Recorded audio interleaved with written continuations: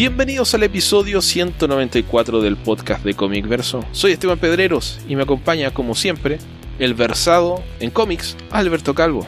Hola Beto, ¿cómo estás? Hola, ¿qué tal? Muy bien, gracias. Tal vez debería agregar en libros de ciencia ficción y otras cosas. No lo sé, luego eso puede crear falsas expectativas. El editor de Wikipedia, porque ahí no decimos si son buenos conocimientos o malos. Al menos ya no cualquiera puede, ya te tienes que registrar. Ah, ok. Pero basta con tener un correo electrónico. Beto, ¿qué te parece si empezamos este episodio? Ya tuvimos nuestro segundo episodio de Tierra Prima, donde hablamos de muchas cosas. Salió un poquito oscuro, pero bueno, intentaremos mejorar eso con más aportes de ustedes. Necesitamos más aportes. Sí, básicamente sale oscuro porque si lo dejan, Esteban se acuerda de cosas negativas y partimos de ahí. Entonces necesitamos algo que lo distraiga, así es de que entre más aportes nos hagan o más sugerencias de temas tengan, evitamos que eso suceda. Sí, además está de un humor no muy bueno el viernes, pero bueno. La idea de este episodio es que vayamos directo a las preguntas, Beto. Hablemos harto de cómics esta vez. ¿Qué te parece? Okay. Ahora sí creo que hay bastantes preguntas. Ok, démosle. Ok, pues partimos con las de Twitter, que no sé si hay algo por ahí en Facebook. Y la primera... Un par de cositas nomás. Ok, la primera es de Héctor McCoy. Como verso responde: si tuvieran que ser un villano de cómics, ¿qué elegirían? A, un villano científico como el Dr. Pulpo. B, uno corporativo como Lex Luthor. O C, un megalomaníaco monárquico como el Doctor Doom. Sí, pero me convenciste cuando dijiste Doctor Doom, porque Doctor Doom las tiene todas. Luthor también las ha tenido todas. Sí, pero monárquico fue presidente. Que sí, fue Donald Trump antes de Donald Trump, pero me gusta más Doctor Doom. Creo que su interpretación ha sido más consistente a lo largo de la historia del personaje. Yo elegiría científico. Además que me decanto por estos personajes megalómanos. O sea, en la medida que pertenezcan al mundo de la ficción son muy divertidos. Pero un megalómano puede tener muchas vertientes. Entonces yo me voy por el científico, porque no hay nada más clásico que un científico loco. Ok, ahí tenemos nuestras preferencias. ¿Qué otra pregunta hay, Beto? Y después de eso, tío Coy, ¿dónde es el mejor lugar para comprar y vender cómics 1 a 1 en la Ciudad de México? No tengo idea. No sé. No, cómics 1 a 1 ya no compro prácticamente nada. Pues ahí sí lo ideal sería que probaras, ver las distintas tiendas de cómic que hay y darte una vuelta por cada una de ellas, ver el surtido que ofrecen, la calidad de servicio que tienen y tal vez en base a eso decidir, porque creo que en realidad el mercado de cómic suelto, sobre todo si no se trata de novedades, creo que se ha trasladado a los grupos de venta y foros en línea, pero no sí, no de sé. Facebook, ese tipo de cosas. Por ejemplo, sí. Hace un par de años, cuando estábamos haciendo la Betotón, para que Beto se transformara en un cyborg, el tema de la venta por Facebook funcionó bastante bien. Porque en alguna época la venta, por ejemplo, por Mercado Libre y ese tipo de sitios era muy buena, pero las comisiones que cobran esos sitios actualmente son demasiado altos. Te obligan a cobrar precios muy altos por los productos. Sí, tiene muchos inconvenientes. Así de que ahí fuera de que consigas lotes que puedan hacer que se abaraten costos, sí es algo complicado, pero sí creo que los grupos de venta han reemplazado mucho a esta idea de la venta en lugares fijos, salvo que estés buscando algo muy específico y entonces sí probablemente una de las tiendas establecidas sea tu mejor opción, pero pues ahí sí tendría que ser prueba y error, porque habrá quien tenga su tienda favorita por algunas características, pero a lo mejor por lo que buscas te conviene más otra opción. Entonces yo más bien vería qué cosas me quedan prácticas, ya sea porque estén cerca de donde vives o que te queden de una forma cómoda de llegar ahí para que probaras a ver qué clase de oferta de material tiene mi servicio que te ofrecen, porque yo hace mucho que no compro realmente suelto y de hecho en físico es todavía más tiempo que no. Digo, la tienda de cómics que fue la que me dio servicio durante muchos años ya no existe como tal, ahora es una tienda de hobbies y coleccionables, no tiene ya nada de cómics, entonces no sé.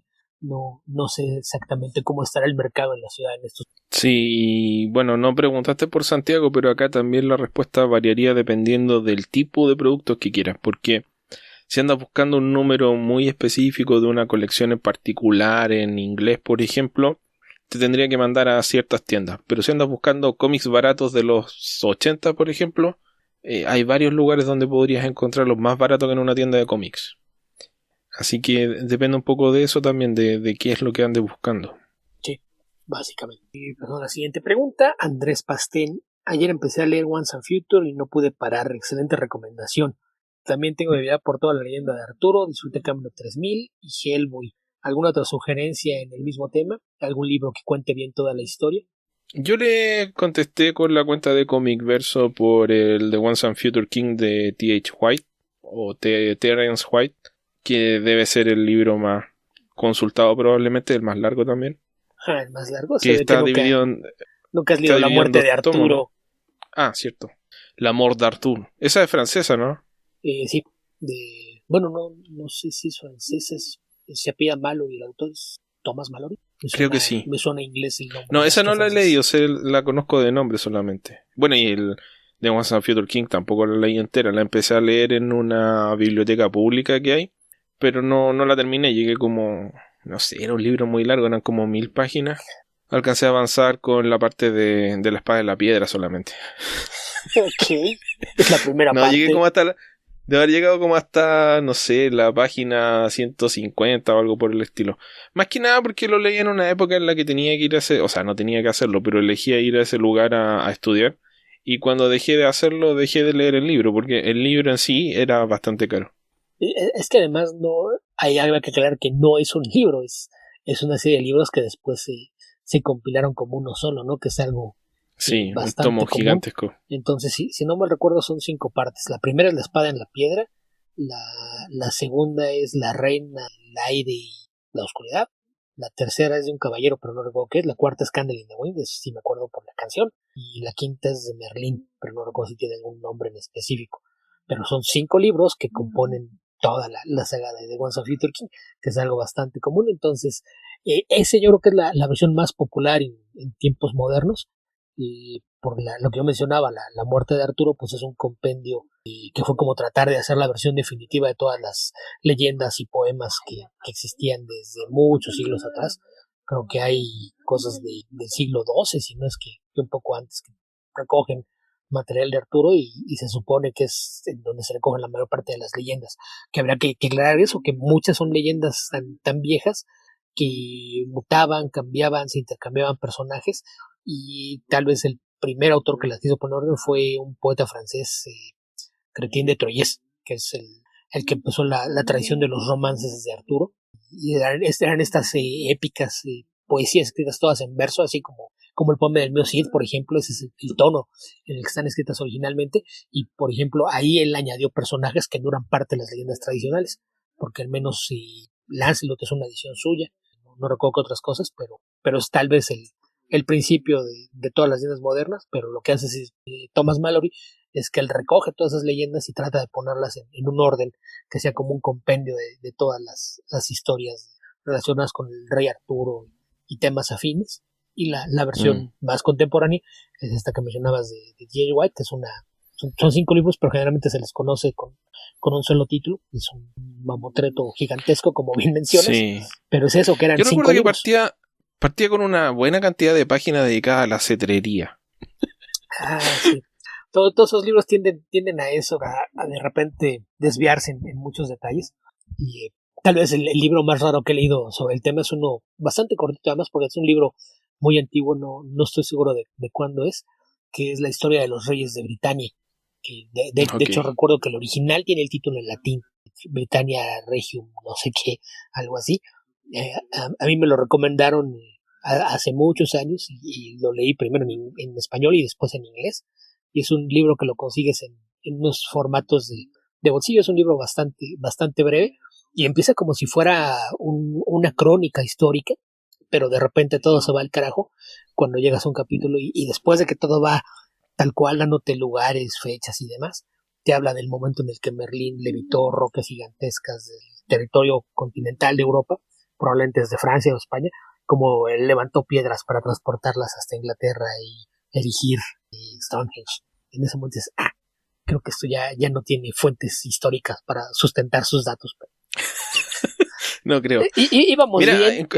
encontré recién en Wikipedia un libro que se llama Historia Regum Britannia, Ese sí. ¿Será esa? Sí, ese. The History of the Kings of Britain. Sí, el autor es Geoffrey Geoffrey de Monmouth. Ese, sí, exactamente. Entonces sí, ese es. Jeffrey of Monmouth. Sí, ese es. Y es un libro que, según yo recuerdo, es bastante pequeño, de haberlo hace unos 20 años quizá. No es muy largo, y lo leí en español y en inglés. Entonces, ese puede ser una introducción con... Esto suena como a un montón de patrañas. Dice aquí que sigue la historia de los reyes britones durante el curso de 2000 años, comenzando con los troyanos que fundan la nación británica. ¿Cuándo los troyanos fundaron la nación británica, Beto?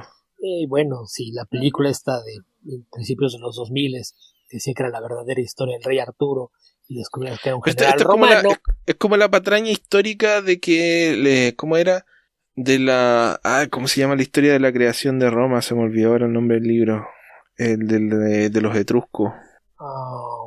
Ya sé cuál dices, pero no recuerdo el nombre.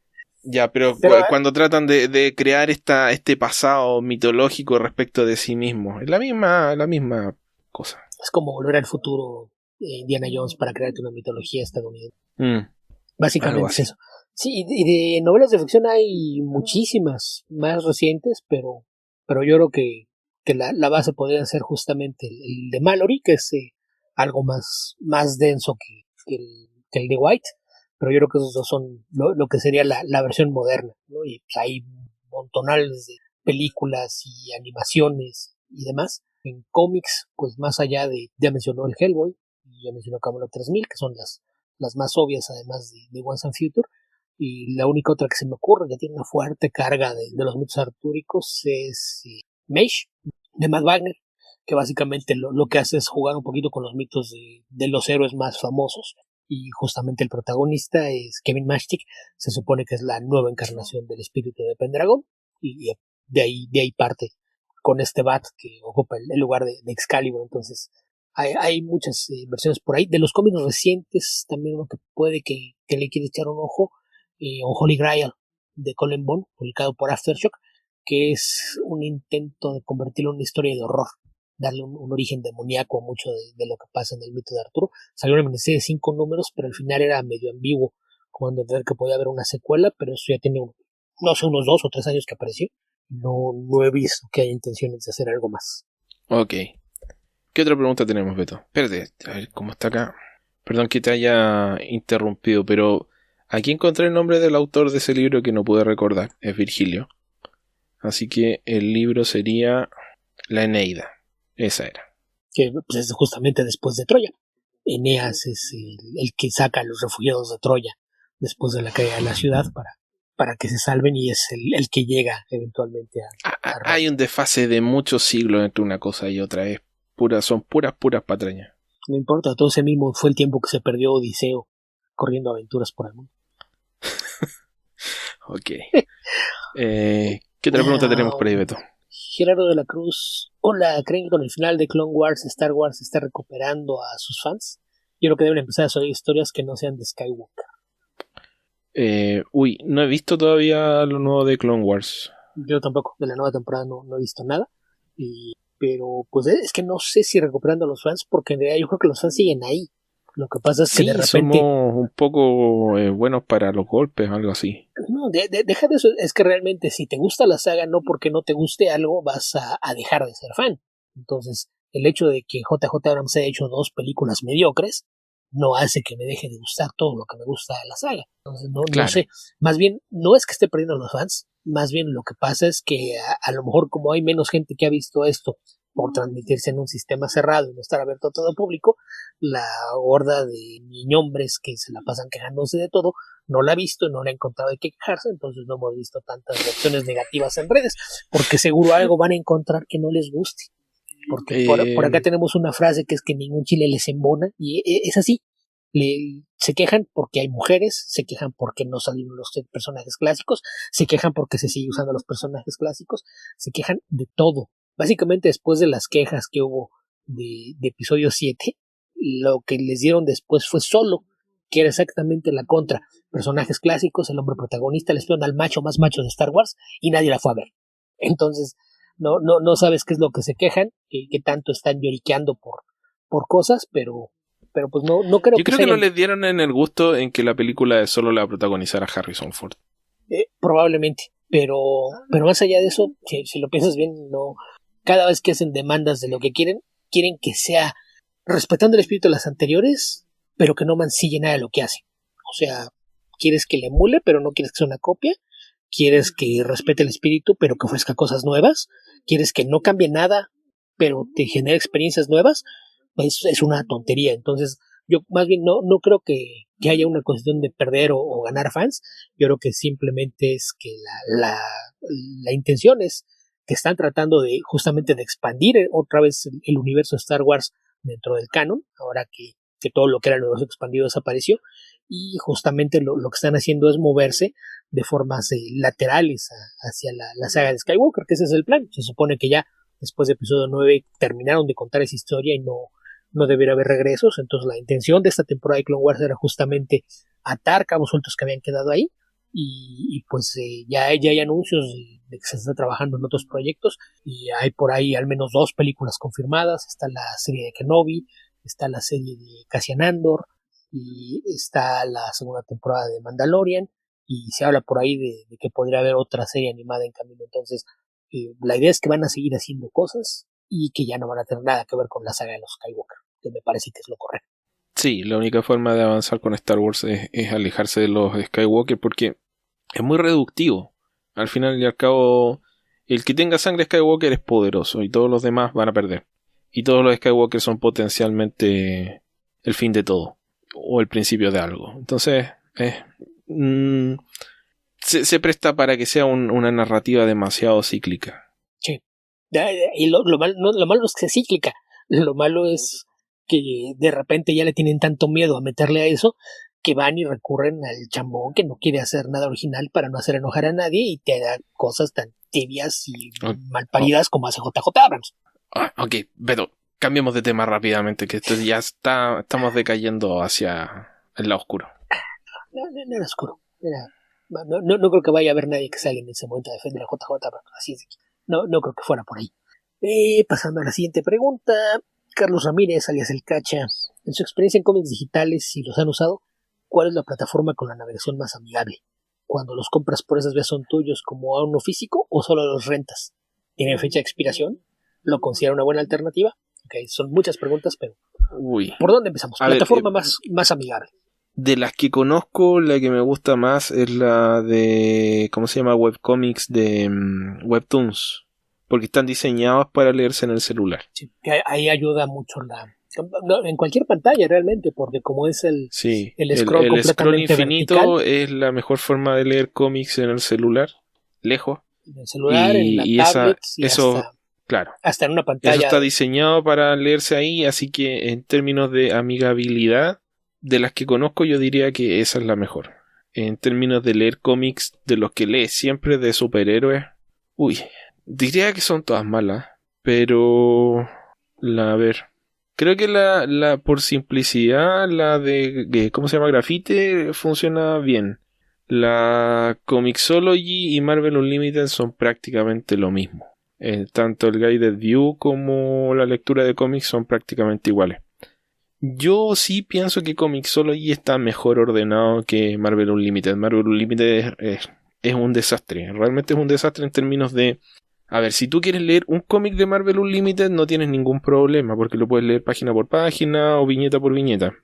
Pero la experiencia de leer una saga, sobre todo de un crossover en Marvel Unlimited, es muy frustrante. Porque si tú tienes todos tus cómics físicos, o los tienes en trade paperback, o los pones en el orden y los empiezas a leer.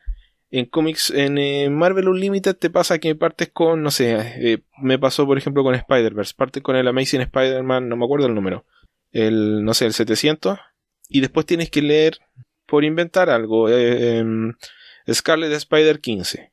Pero el cómic no, o sea, la aplicación no te ofrece inmediatamente el Scarlet Spider 15, tú tienes que tener a un costado tu checklist y decir, ok, tengo que buscar Scarlet Spider 15, meterte a buscar la serie, buscar el número, leerlo y después buscar cuál es el que sigue y empezar a hilarlos de esa forma.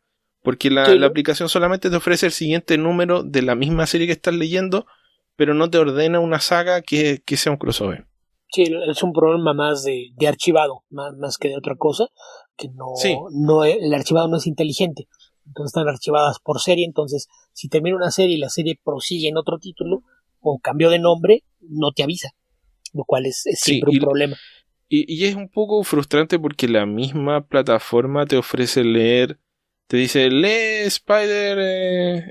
Spider-Verse, o lee, no sé, el Age of Apocalypse, la cosa que sea, pero no te ordena los cómics en el orden de lectura. Entonces tienes que buscar el orden de lectura y buscarlo tú mismo. Y eso es bien molesto. Y para leerlo en el computador, Marvel Unlimited es muy, muy malo. La página de Marvel es muy mala. Sí, lo que pasa es que aquí el problema es que la arquitectura del sitio es anterior a que le añadieran los cómics digitales, entonces de repente la carga de material que tiene la página ya no lo soporta la arquitectura que tiene actualmente y te genera un chorral de mensajes de error, cosas que tardan mucho en cargar y demás, pero es más un problema del diseño de la página Sí, que no estaba pensada para tener tanta información arriba y la arquitectura que tiene no es la más idónea para manejar esa cantidad de información. sí. El mayor problema que tiene el sitio de Marvel, y estoy hablando cuando tratas de leer Marvel Unlimited en el sitio de Marvel, es que este mismo proceso que dije de buscar el número que sigue se vuelve aún más tedioso porque si buscas Scarlet Spider en el buscador, no te va a buscar solamente cómics dentro de Marvel Unlimited. Te busca cualquier referencia de Scarlet Spider y te va a buscar la que ellos piensan que es la más interesante y que va a ser probablemente el cómic más reciente. Entonces te va a aparecer una reseña del cómic, del último cómic publicado. No te va a aparecer el siguiente cómic que te quieres leer. Entonces, empezar a buscar específicamente un cómic en la página de Marvel es muy, muy trabajoso. Sí. Y están también las que son solamente para que si tú compras el cómic lo descargas, como puede ser el caso, por ejemplo, de Panel Syndicate, hemos mencionado antes que el sistema es paga lo que quieras y descargas el archivo. Entonces, respecto a la segunda parte de la pregunta, que si es como si los rentaras o son tuyos, pues también depende de la plataforma, ¿no? Porque en el caso de Sí. Comixology, te da la opción de que descargues una copia como backup de lo que compras o que lo leas solamente en la página. El problema es que si Mm. eliges solamente leer en la página, si en algún momento alguien decide sacar sus cómics de Comixology, pues perderás el acceso a sus cómics. Entonces, sí, yo creo que esa sería la cuestión. Muchas de las plataformas que es para leer en línea, pues en teoría, mientras estés suscrito al servicio o tengas tu cuenta con las cosas que compraste, seguirías teniendo acceso a ellas. El mismo caso, por ejemplo, Sí. con Aces Weekly, este sistema creado por David Lloyd, que tú pagas una suscripción mensual y eso te da acceso a todo lo que está en la página y si tú dejas de pagarlo puedes seguir entrando a la página y todo lo que se publicó durante el periodo que tú estuviste suscrito sigue ahí disponible para ti, nada más no tienes acceso a lo más nuevo, que es cosas por lo que no pagaste, entonces ahí sí más bien depende del sistema, pero en la mayoría de los Mm. casos si te dejan descargarlo a tu dispositivo, pues la copia es tuya. El problema es cuando lees en el sitio, que es una queja que pasa mucho con los libros de Kindle, por ejemplo, de Amazon, que por eso digo que en el caso de Comixology, que también es propiedad de Amazon y de hecho muchos de los cómics de Comixology los puedes descargar a través de las aplicaciones de Kindle, el problema es ese, que si tú eliges leer en el sitio o con las versiones en vivo que ellos tienen, si en algún momento la licencia pasa a otro servicio o desaparece de Comixology, pues perderías eso. Pero en términos generales, si el sistema funciona como que si lo compras es tuyo. Sí, eso mismo que dijo Beto y sobre los que te permiten leer mientras exista, mientras estés suscrito, también está el hecho de que en teoría la página puede llegar a desaparecer. Ahora, yo les digo lo siguiente, de todos los cómics que tengo, son muy pocos los que he leído más de una vez o más de 2 veces.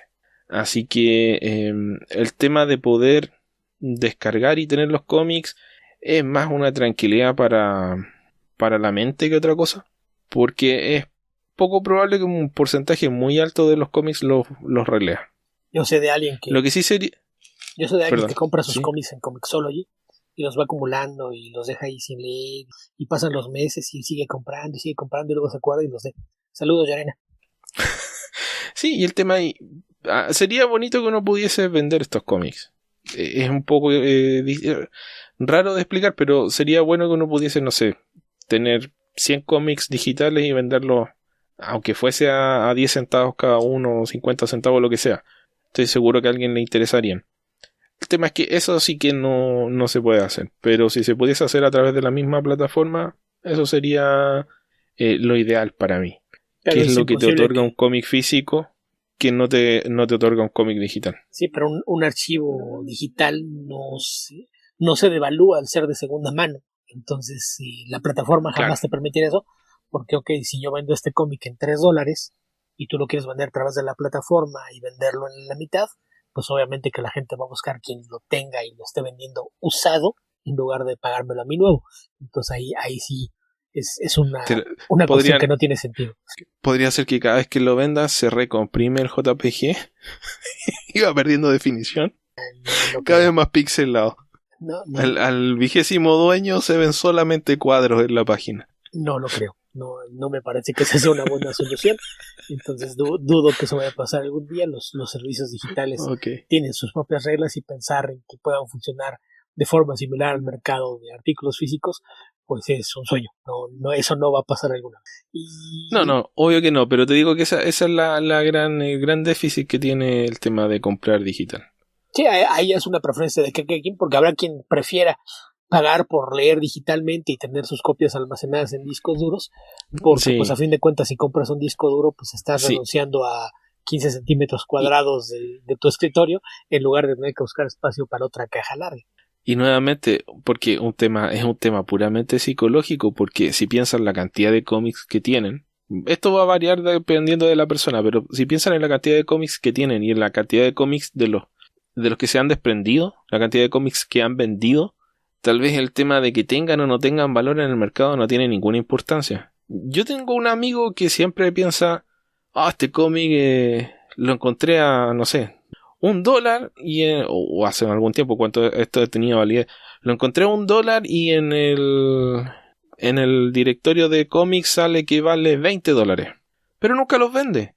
Entonces ese cómic vale el $1 que te costó, y si no lo leíste la verdad es que no tiene tanto valor tampoco. El valor de un cómic es subjetivo, porque independientemente de lo que diga una lista de precios o algún sitio, dependerá de que encuentres alguien que esté dispuesto a pagar esa cantidad.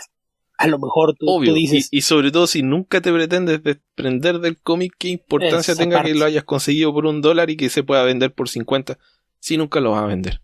Sí, yo en alguna época, a finales de los 90, me hice de muchos cómics viejos que en teoría tenían un valor muy por encima del precio portada, un precio muy accesible, pero pues lo hice porque quería leerlos, no porque quisiera revenderlos.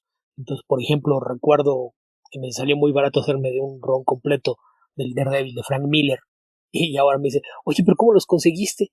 Pues los compré usados en una convención, porque venía el dueño de unas tiendas de Texas, se traía un tráiler repleto de mercancía que le vendía a las tiendas de cómic de aquí y vendía cosas en la convención y las traía muy baratas porque es material que le costaba trabajo mover en los Estados Unidos. Entonces él lo traía pensando en que lo que quería era deshacerse de esas cajas, porque su idea era vender todo lo que se pudiera a precios baratos para limpiar espacio, y después, para no tener que pagar el volver a llevarse las cosas, lo que le quedaba se lo vendía a las tiendas de cómics. Entonces eso permitió que te hicieras de muchas cosas, pero hay cosas que a lo mejor si no las había comprado ahí, jamás las había comprado sueltas. Cosas, mencioné el Daredevil de Frank Miller, así me hice por ejemplo de algunos números de los X-Men de Claire Multibarn, que si ven los precios que tienen, pensar en pagar eso por un cómic suelto suena, si no eres un coleccionista, a una estupidez, pero lo pagué un precio que sí me parecía accesible por pagar por un cómic que pensaba leer. Ahí sí el valor de los cómics y posible valor de reventa es algo completamente subjetivo. Quien piense que comprando cómics es una inversión y se va a hacer rico, pues yo creo que está en un error, más allá de que pueda a lo mejor acumular de repente portadas variantes y venderlas mientras aún sean populares.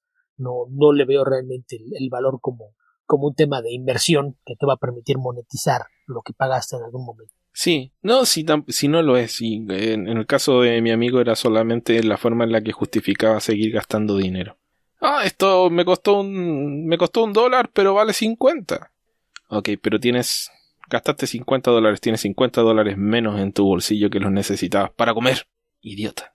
Pero en fin, eso pasa también. Y la última pregunta es lo que es una buena alternativa, pues dependerá del gusto de cada quien. Hay a quienes no les gusta leer en una pantalla, en esos casos pues jamás los vas a convencer de que es una buena alternativa. Si lo que te interesa es leer las historias, si encuentras una plataforma, un dispositivo que te permite hacer una forma cómoda, pues sí me parece que es una buena opción, y por cuestiones de comodidad, accesibilidad, etcétera, creo que sí podría ser, pero pues ya es algo que depende más de gustos personales. Sí, tal cual. Pruébalos y si te convence, lo haces. Yo te recomiendo que de vez en cuando revises los Humble Bundle. Nunca lo voy a poder pronunciar bien, pero Humble Bundle, porque de repente te puedes hacer de 100, 150 cómics por $15 en esa página que está destinada a hacer trabajo de caridad. O sea, esos cómics se ponen a esa disposición con el objetivo de recaudar dinero para distintas beneficencias.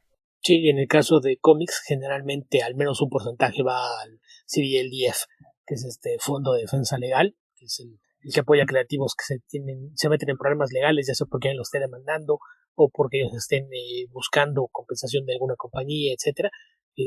Para lo que sirve este Fondo de Defensa Legal. Es un apoyo para servicios legales a autores de cómic, y generalmente es la principal causa a la que proporcionan dinero los paquetes de Humble Bundle. Sí, en muchos casos como defensa de la primera enmienda. Sí, hay muchos casos de censura. Primera enmienda. Y con algún estado, por ahí hay casos incluso de quienes fueron incluso arrestados porque estaban publicando material obsceno o impropio, y acabaron en la cárcel. Magdalena es quizás el caso más famoso de esos, pero pues sí, es algo que hace falta, y es a lo que generalmente apoya el Humble Bundle del tema de cómics, el CBLDF. Entre otras, no es la única. No es la única. Ok, Beto, ¿nos queda alguna otra pregunta? Una más, pero creo que ya va medio implícita en una que ya respondimos. Sotons nos pregunta: ¿qué supervillano Marvel les gusta más? A mí, Doctor Doom. Sí. Pues creo que como villano Marvel es el más popular por una razón. Es quizás el personaje más complejo, el que tiene más áreas de gris y resulta más enigmático, el que puede hacer más cosas interesantes, ¿no? Y más dúctil también, porque es un buen villano para muchos personajes. Sí. Y muchas veces en el caso de otros personajes dependerá mucho del uso que les quieras dar o qué tanto les puedas exprimir. Entonces han tenido sus momentos de popularidad villanos como Magneto o más recientemente Thanos, pero generalmente el que se mantiene con una solidez digna de destacar pues siempre ha sido el Doctor Doom. Sí, y Magneto ya lleva harto tiempo siendo una especie de antihéroe. Los X-Men como que ya salieron un poco de la zona tan de dicotomías de bueno y malo. Es harto más gris el área ahí. Sí. En DC por mucho tiempo me gustó mucho Darkseid, pero el uso que le han dado a Darkseid, y que creo que es el que ya ha quedado establecido, el que va a primar dentro del universo DC de ahora en más, no me gusta para nada. Así que en su concepto original y en el uso que le dieron hasta los 90, no, hasta Final Crisis, Darkseid. De ahí en adelante, no. Sí, porque hasta los 90 se le usó de forma que todavía tenía sentido con la mitología del personaje. Y fuera de eso, pues Final Crisis, y no hay nadie que siga más estudiar la cronología y mitología de un personaje que Grant Morrison.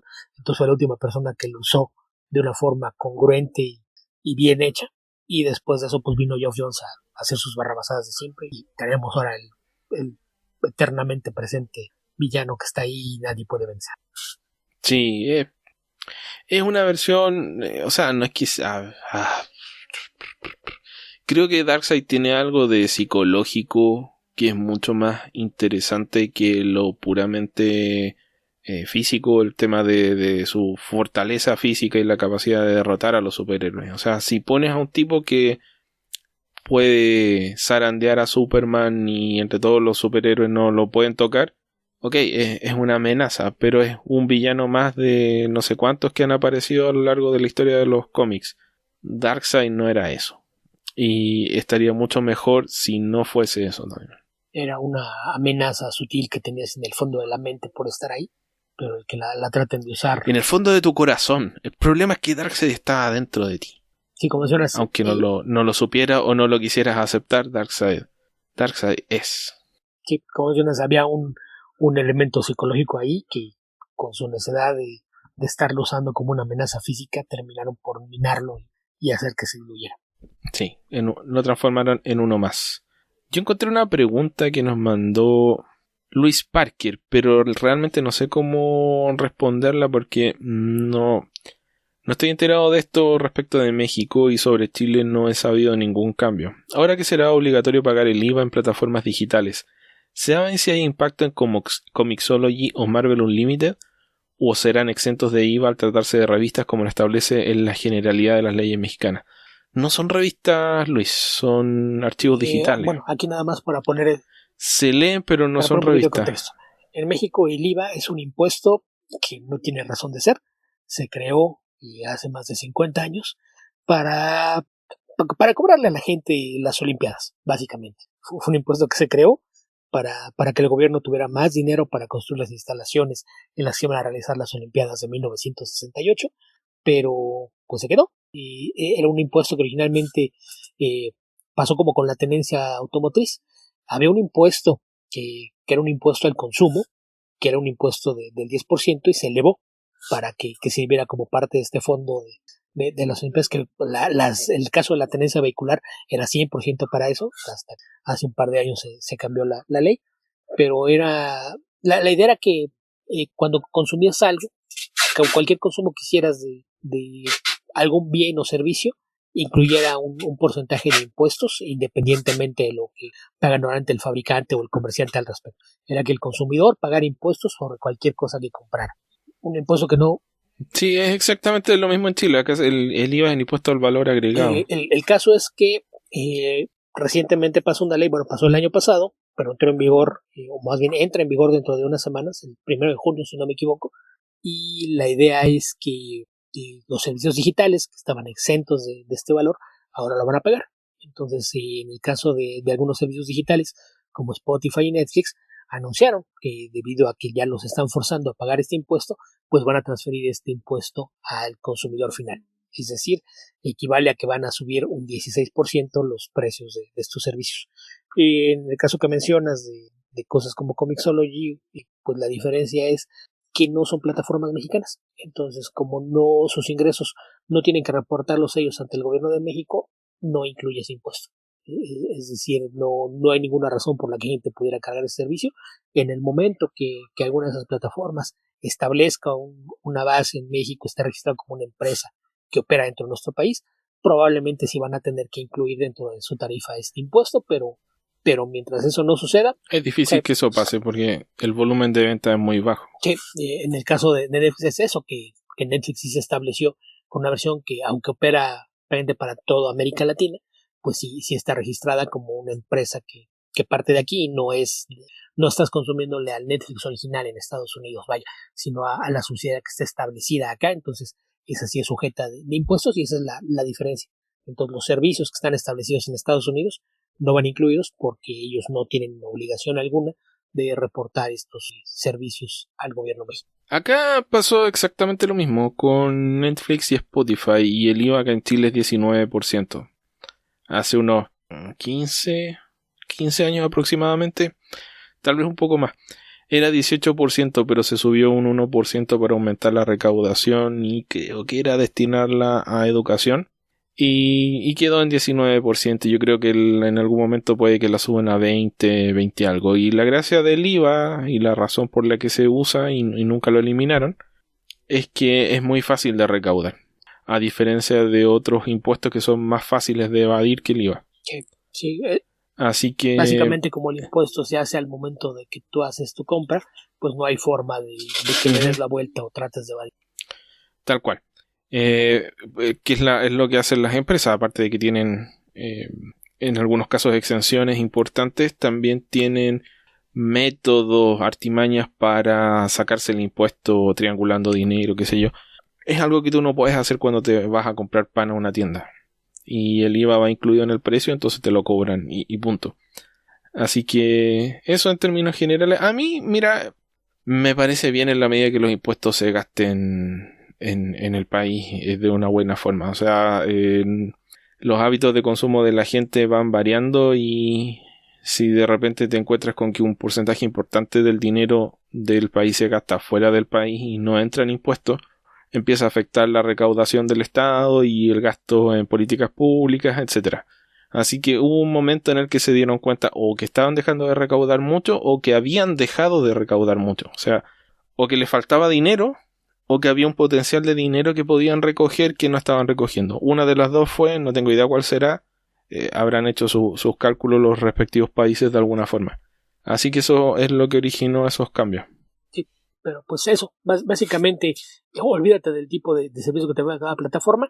Si la plataforma funciona desde México, sí te va a tener que hacer ese cargo. Si estás hablando de la plataforma que está fuera de nuestro país, no hay razón para que eso suceda. Esa es la respuesta correcta. Acá en teoría debiera ser cualquiera, pero van a cobrar solamente las grandes como Netflix o Spotify. Y pues saludos por allá, escucho que ya empezó a operar el servicio postal en México. A veces creo que es intencional. Ok. Mira, en Facebook tenemos un par de mensajes, pero no son propiamente preguntas. Así que les agradecemos que nos hayan dejado los mensajes. No los podemos responder porque realmente no hay mucho que responder. Así que Adrián Guzbal, muchas gracias. Y bueno, también a los otros que han participado en otros momentos en el podcast. Básicamente nos están aplicando esa como del que se para en la conferencia de la sesión de preguntas y respuestas y empieza con y lo mío no es una pregunta, más bien es un comentario. Sí, pero bueno, muchas gracias. Ok, Beto, creo que eso es todo lo que tenemos de preguntas para esta edición del podcast. ¿Qué te parece si pasamos a revisar ahora las noticias? Me parece bien. ¿Qué viste de noticias? Mira, creo que una noticia que tal vez no sea muy noticiosa, pero sí fue llamativa y se agradece, es que la organización de la Comic Con de San Diego anunció que va a realizar una versión virtual de la Comic Con de San Diego este año, en la fecha en la que originalmente se iba a desarrollar la convención, que la van a poder ver gratuitamente desde sus casas a través de internet, sin pagar nada. Pero la gente va a conocer celebridades, a tomarse fotos, a pagar por autógrafos y participar en actividades, a que le regalen freebies. Pues no. Está bien, pero esto es lo que se puede hacer por YouTube. Pero es la parte que generalmente la mayoría de los asistentes tienden a ignorar. Hablar con el autor, ¿a quién le importa que me firme algo? No me interesa, sí, ya fírmame ese cómic de Batman, no me interesa por qué lo que escribiste. Básicamente el resultado fue lo que vimos en la más reciente edición de La Mole, que ya no hubo prácticamente ninguna conferencia o panel de cómics, porque pues la experiencia de los años anteriores nos dice que a la gente no le interesa. Ellos lo que quieren son fotos y firmas, nada más.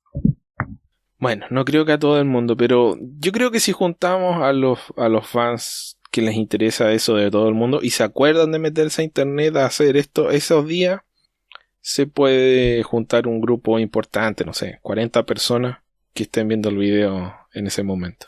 Mira, nada más para que lo pongas en perspectiva.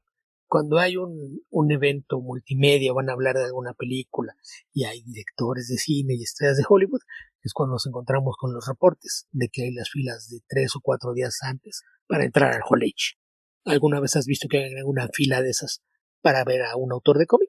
Beto, cuando Marvel hace su D13, creo que se llama, y sale Kevin Feige y empieza a presentar a los actores, hay un mar de gente ahí gritando. Eso es D23. Eso, D23. Pero nunca hay tanta gente para escuchar a los que escriben y cuentan esas historias. Jamás. ¿Es así? Y eso es lo que está organizando San Diego. Va a hacer estos paneles virtuales y conferencias, sesiones de preguntas y respuestas con autores, pero con los de cómic. Entonces, a mí me parece que es una muy buena idea. Yo lo agradezco, sí planeo ver algunas. Y seguramente, más allá de las estaciones en vivo, algunas las van a dejar para que se puedan ver, aún si no las ves en el momento, lo cual a mí me agrada mucho, pero yo creo que esto ni de chiste va a generar el interés que tiene el ver a celebridades, que insisto es lo que la mayoría de los asistentes quiere realmente. Supongo. Sí, yo creo que está bien. Ok, Beto. Otra pseudo noticia. Apareció una entrevista en Newsarama por Chris Arrant sobre el destino final de Lunar, la nueva distribuidora de cómics, que no es muy auspicioso, la verdad, en términos de establecer o de romper el monopolio fáctico de Diamond, porque habla básicamente de que lo llamó DC, crearon infraestructura para distribuir cómics. Varias editoriales los han llamado para saber si podrían distribuir cómics con ellos, pero no han concretado nuevos negocios. Tampoco saben si más allá de junio van a seguir distribuyendo cómics como distribuidora. Y habla Christina Merkler, que es la esposa y cofundadora y codueña de esta distribuidora y también de InStock Trades y DCB Service, de que tienen la infraestructura, la pueden cerrar o la pueden mantener. Lo da bien ambivalente y que desean mantenerse ellos como clientes de Diamond. Así que es una declaración bastante tibia, que ahí tratando de no molestar a nadie. Ser como un buen amigo de todo el mundo, hablando de no querer quitarle negocio a ninguna persona. Así que vamos a ver qué pasa. Sí, que es algo que comentamos de sección la noticia de estas, ¿no? Que por ahí mencioné que el registro de nombre del sitio de una de estas dos distribuidoras estaba pagado nada más por un año, lo cual me parecía sospechoso, y pues era eso, ¿no? Que nadie sabía si una vez que regresara Diamond se iban a mantener. Entonces me imagino que dependerá ya después de que luego de algunas semanas tenga una noción de realmente qué tan rentable les resulta como negocio fungir como distribuidora, ver si realmente hay un nicho para que ellos puedan convertirse en una alternativa a Diamond. Y parte importante de esto es que entre las editoriales con las que contactaron, algo que por ahí se filtró en algunas notas, es que hay algunas editoriales pequeñas que normalmente vienen a través de Diamond. Entonces creo que sería interesante que alguna de las dos se aventara a seguir operando y sirviera justamente como una alternativa, sobre todo para las editoriales más pequeñas que no reciben la atención debida de parte de Diamond. Y pues a fin de cuentas, siempre que acabas con un monopolio y hay alternativas, eso es saludable para el mercado. Y el hecho de que durante más de 20 años Diamond haya sido la única distribuidora, creo que terminó por causar muchísimos problemas en el mercado directo y sería una buena oportunidad de tratar de subsanar esas deficiencias. Sí. Todo va a depender de qué pasa desde el 20 de mayo en adelante.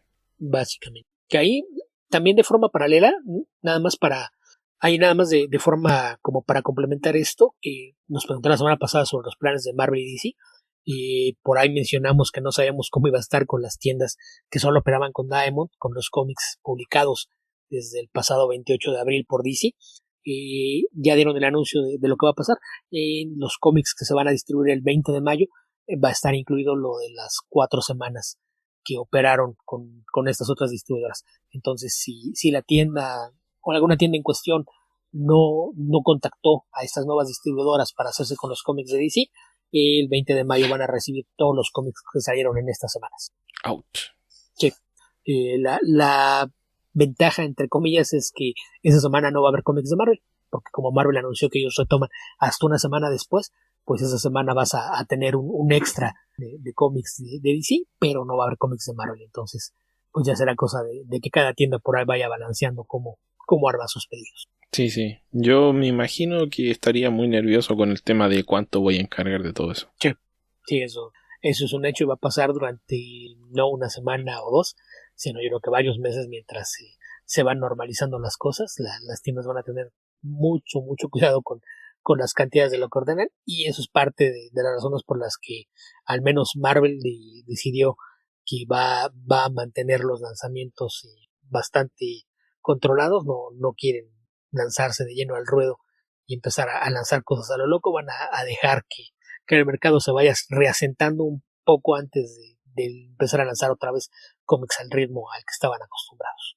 Ok, y tengo una noticia más, que es una pequeña noticia realmente, y es que anunciaron que Temuera Morrison va a interpretar, no tengo claro que lo hayan anunciado así textualmente, pero es la conclusión lógica, va a interpretar a Boba Fett en la segunda temporada de Mandalorian. Sí, el anuncio no fue que va a interpretar a Boba Fett, el anuncio es que se suma al elenco de The Mandalorian. pero la mitad de los sitios, pues obviamente lo que estás buscando son clics, entonces Temuera Morrison regresa para anunciar, para interpretar a Boba Fett, que en realidad podría interpretar a cualquier clon que sobrevivió todo este periodo posterior a las guerras clónicas. Y en realidad podría interpretar a cualquier otro personaje. Sí. Podrías ponerle plastas de maquillaje encima y que sea un alien y ser un personaje nuevo. Entonces, más bien suena a que lo más obvio es que sea o alguno de los clones o Boba Fett, porque Django está muerto. Pero sí, de hecho muchos ya dan por hecho que es Boba Fett, que no sé, yo no sería tan categórico en mis afirmaciones. Por ahí incluso vi que un par de sitios se quejaban. Esto tendría que haber sido una noticia manejada de mejor forma y no un simple tweet hecho por sitios de noticias. Pues le estás creyendo el tweet a los sitios de noticias cuando no es un aviso oficial ni de Disney ni de Lucasfilm. Entonces, más bien fíjate a quién le estás reclamando, ¿no? Y Lucas no dijo que es Boba Fett, Disney no lo dijo, los productores de The Mandalorian no lo dijeron. Entonces es andar dando saltos y llegar a conclusiones que no estamos seguros de que así sea. Es probable, pero no es un hecho. Claro. Todavía quedan algunos clones por ahí, algunos han aparecido en las series animadas, podría ser Rex incluso, que en las teorías que a todos nos gustan es uno de los soldados que atacaron la base del Imperio de la Luna de Endor y sobrevivieron al ataque. Que creo que fueron todos, me parece que ahí solamente murieron los del Imperio y un par de Ewoks, el amigo de Widget. Wicket.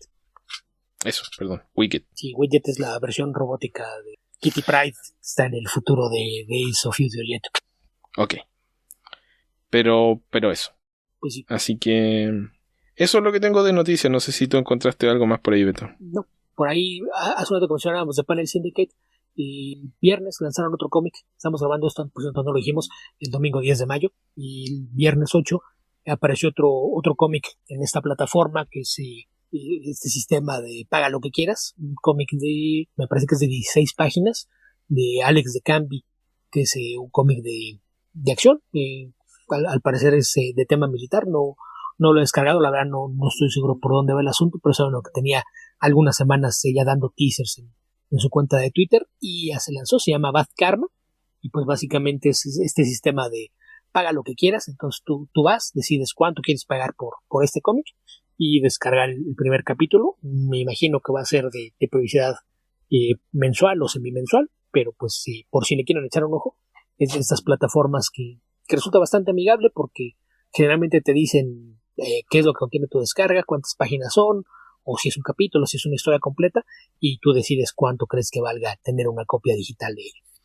Que puede ser incluso 0. Además, si ustedes ponen 0 y su correo electrónico, pueden descargar el cómic igual. Quedarán registrados en la base de datos de fans miserables. De la vergüenza. Estos son los fans miserables claro. Que creen que pueden leer. Este es el directorio de los miserables, pero sí, lo pueden hacer. Creen que no vale nada el trabajo de los autores, pero pues ahí quedarán registrados. Pero sí, desde no pagar nada a pagar lo que ustedes gusten por el cómic, me parece que es una buena forma de vender los cómics digitales, y además todas las cosas en la plataforma están disponibles en inglés y en español. Sí, por eso de que hay autores españoles involucrados como Marcos Martín, que es uno de los encargados de administrar el sitio. Sí, así que de hecho yo por ejemplo tuve problemas con mi descarga de Friday, que de hecho podríamos hablar un poco de Friday, Beto, y después lo descargué a 0 pesos porque tuve que descargar de nuevo los mismos archivos. La versión zip no me resultó, así que tuve que descargar la versión RAR. Yo siempre uso RAR por default, hace mucho que no confío en zip. Sí, no sé qué pasó, pero bueno. Yo sí dije, da lo mismo, lo descargo ese. No, tuve que hacerlo 2 veces. Entonces quedaste también en la lista de la vergüenza. Claro, la segunda vez por lo menos sí. Ok. Creo que eso era todo lo que teníamos para comentar de noticias y preguntas. ¿Qué te parece si pasamos al comentario de cómics y otras cosas? Me parece bien. ¿Qué leíste o qué viste? Excepcionalmente, para mi promedio de lectura, leí bastantes cosas esta semana. Y también, dado los comentarios, decidí ver Justice League Apocalypse War. Debo decir que no estoy de acuerdo con los comentarios que vi en Twitter que decían que esta película era buena. Ok. Uy, a propósito de Darkseid, porque esto fue lo que inspiró mi respuesta sobre Darkseid. Ok, Darkseid ha pasado por varias interpretaciones después de los cómics de Jack Kirby. Algunas han sido más fieles a esos cómics o a esas ideas y otros no tanto. Pero diría que sobre todo en los 80 se utilizó bastante bien con la idea de ser una especie de versión del demonio más parecido al demonio de Fausto que una versión, digamos, más hollywoodesca, así como un demonio simplemente con cachos que escupe fuego. Entonces, esta idea de la corrupción, de la ética, del espíritu, de los sentimientos, de la propia decadencia, digamos, es mucho más interesante como idea de un personaje que es capaz de representar estas cosas o de catalizarlas, que simplemente un villano que se puede agarrar a combos con Superman, porque ese es Doomsday. ¿Ok? Cuando empieza a transformarse Darkseid en un personaje que constantemente está moviendo los hilos porque quiere conquistar la Tierra, de cierta forma funciona y de otras formas no tanto. Entonces, no sé, me gusta la idea de Intergang porque está en el origen del personaje, pero esto de ser fiel a lo que presentó Zack Snyder a media en Superman versus Batman, donde uno termina concluyendo que de alguna forma Doomsday está involucrado, Darkseid está involucrado en la creación de Doomsday. A mí la verdad no me gusta. Creo que es una interpretación un poco, en mi caso, muy clásica, muy fiel al origen de algunos de estos personajes, que tal vez yo debiera revisar. Tal vez si se admiten estas nuevas formas de presentarlos, pero a mí no me terminan de convencer. Esta como amenaza permanente de una conquista, así, presentarlo así como una especie de Hitler que está a punto de invadir Polonia, no me gusta como la esencia de Darkseid. Eso es una preferencia personal, no lo puedo negar, pero no me parece que sea el mejor provecho que se le puede sacar al personaje. Entonces, en base a esto, ya pueden concluir que lo que vi en Apocalypse War, la verdad es que no me convenció, no me terminó de gustar, porque es básicamente una historia donde en un futuro alternativo de la Tierra, es una especie de Elseworld esta historia, la Tierra es invadida por Apocalypse y los superhéroes pierden la guerra. Es un poco parecida a la premisa de Rock of Ages, pero no está tan bien hecho como The Rock of Ages. Entonces, los superhéroes son atacados y son desmembrados. Creo que esto es lo que más me molestó de esta película, porque, no sé, aquí tal vez peco un poco de ser muy, muy conservador en términos de lo que quiero ver en una película de dibujos animados, pero realmente no me interesa ver cómo un grupo de parademonios que son mezcla de Parademonio y Doomsday literalmente se comen a Batgirl. No me interesa ver cómo a un superhéroe van y lo parten por la mitad y le salen los intestinos del estómago. Ese tipo de cosas que es una animación gore. No sé realmente para qué sirve. ¿Ya? Tal vez a ustedes les encanta ver eso y me dicen, ¿de qué está reclamando? Pero a mí no me gustó eso de la película y no es una escena, son muchas. O sea, aquí hay un personaje que es King Shark, que lo único que dice y que provoca un buen chiste dentro de la película es: soy King Shark, tengo cabeza de tiburón. Y lo que hace King Shark es que se come la cabeza de la gente. Atacan soldados que son humanos y se come sus cabezas o se los come enteros. Y a los parademonios, o sea, de hecho en la pelea final, que consigue unas armas especiales, él consigue unas mandíbulas especiales y se comen las cabezas de los parademonios. Y todo esto aparece en pantalla. Así que no sé. No sé si tú pudiste ver algo de eso, Beto. No, a mí la verdad es que ya hace unos años que me perdieron completamente en Warner Animation. No he tenido interés por ver ninguna de estas películas recientes. Y la última vez que lo intenté fue The Killing Joke y decidí que no más. Así es de que no. Ni tenía el interés, ni creo verla. Al menos no en el futuro próximo. Bueno, a ver, aparte de este tema del gore, hay muchas cosas que no me gustaron de esta película. Por ejemplo, Harley Quinn, con lo popular que se ha vuelto, se transforma en uno de los personajes interesantes de esta serie y tiene esta forma, una especie de psicosis benévola donde decide apoyar a los héroes en un ataque suicida. Ella es la líder del escuadrón suicida. Entonces el personaje que yo conozco sería incapaz de ser el líder de nada. Y acá también la muestran como una especie de líder al que por algún motivo la gente le hace caso, pero realmente es poco lo que sirve ella como líder de lo que sea, ¿no? No es líder de campo, no organiza planes, ninguna cosa. Es la más loca del grupo solamente. Y muchas cosas, en muchos momentos, habla como niña chica. Habla así como que hace unas voces tontas. Y eso me desespera. Realmente las mujeres que hacen eso como para tratar de ser sexy. No. Perdón si... Bueno, dudo que haya muchas mujeres escuchando esto, pero si les ofendió, lo siento. Pero es muy muy desagradable y además creo que como recurso narrativo es de pésimo gusto. Así que no sé cómo estructurar esto sin contarles la historia, pero básicamente es una decepción tras otra respecto de los roles de los distintos personajes. Nuevamente parece que a todo el mundo le gusta Kingdom Come, pero lo único que les gusta es la escena donde Captain Marvel dice Shazam y electrocuta a Superman. Acá afortunadamente no lo hace peleando con Superman, lo hace peleando con otros personajes, pero también lo hace antes de que lo destruyan. Hay varios personajes a los que los empalan. No es lo mío esta historia, para nada. Ya, sí, sí suena como aparte de las cosas que tienen mucha influencia de Geoff Jones. Y no es la clase de cosas que me gusta a mí tampoco. Así que eso puedo decir por si querían saber qué opinábamos de esta película. Beto probablemente no la va a ver, a mí no me gustó. Bueno, ya que empezamos con cosas que no son cómics pero están relacionadas.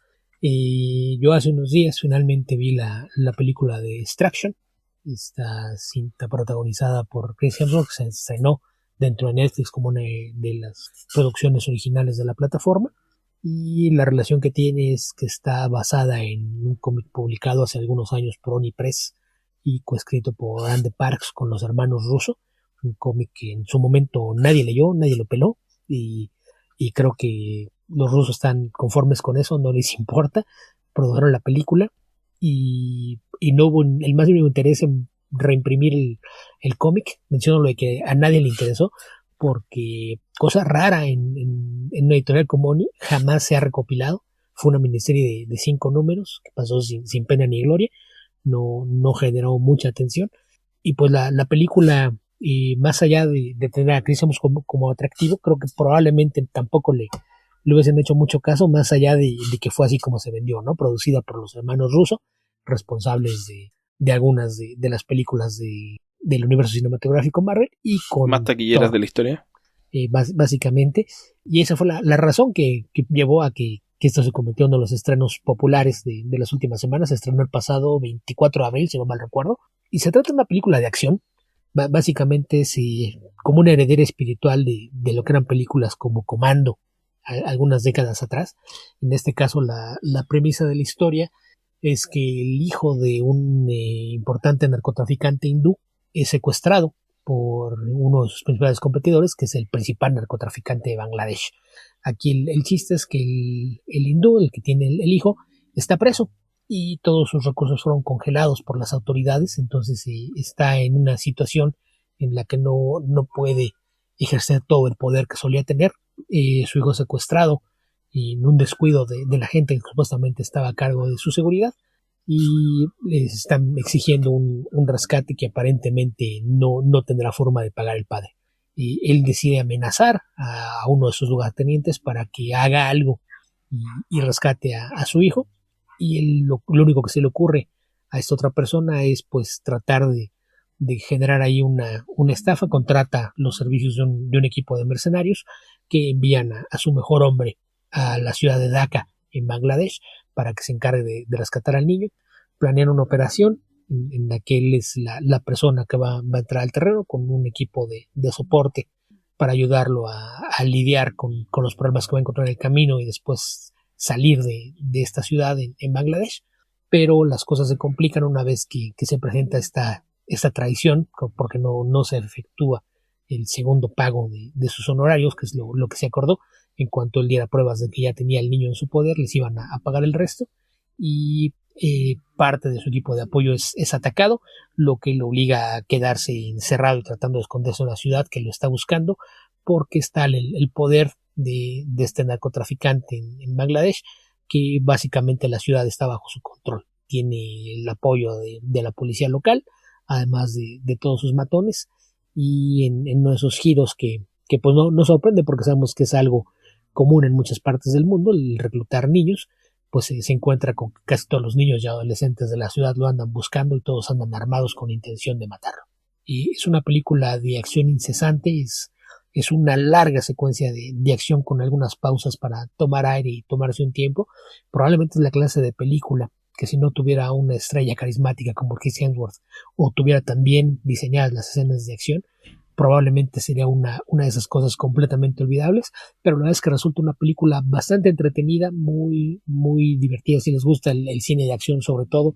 Es bastante violenta, eso sí, pero si se quieren hacer una idea, pues yo creo que el único punto de comparación probablemente en años recientes serán las películas de Jack Reacher y John Wick.